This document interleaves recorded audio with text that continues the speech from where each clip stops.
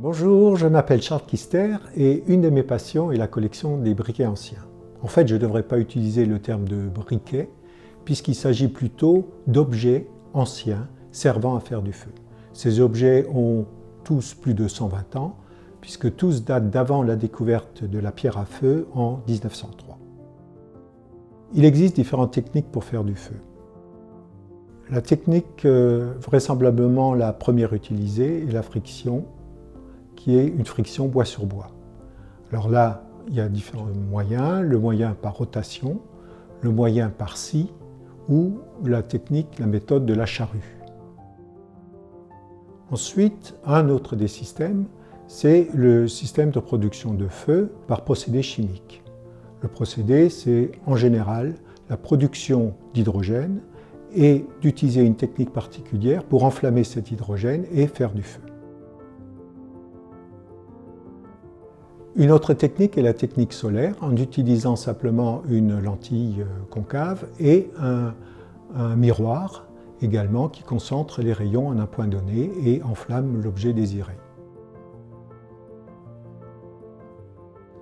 Enfin, la technique par percussion qui consiste à frapper un silex avec un autre objet. Cet autre objet peut être de la marcassite, qui est une roche riche en fer, ou avec une pièce d'acier.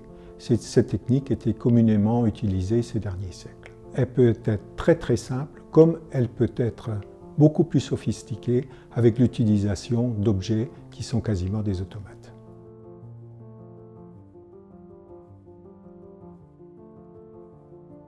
Cette passion des briquets, en fait, m'a prise depuis de nombreuses années, parce que je commençais déjà quand j'étais étudiant, donc il y a très longtemps, et j'achetais des briquets à essence qui coûtaient moins de 1 franc de l'époque. Petit à petit, cette collection s'est enrichie, et puis maintenant, je consacre tout mon temps, et c'est devenu une passion, pour des briquets vraiment anciens, et je ne fais plus la collection de briquets à essence.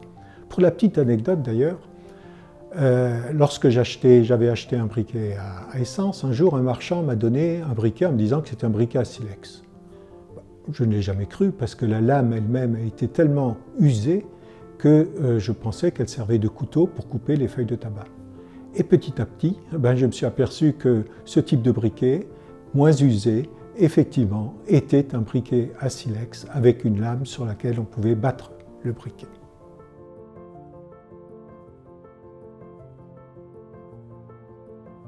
Je pense avoir une belle collection et mon envie est de la faire partager le plus possible. J'ai récemment exposé une partie de ma collection dans la galerie L'Œil Vert de Nico Foss et dans un petit village en Seine-et-Marne. Tous les retours des visiteurs étaient excellents. Ils étaient surpris de l'ingéniosité de l'homme pour faire du feu. Je les ai fait voyager à travers les âges, à travers les continents. Pour tous les visiteurs, cette visite a été une découverte. Et leur enthousiasme m'a vraiment encouragé à continuer à organiser d'autres expositions et à faire cette vidéo.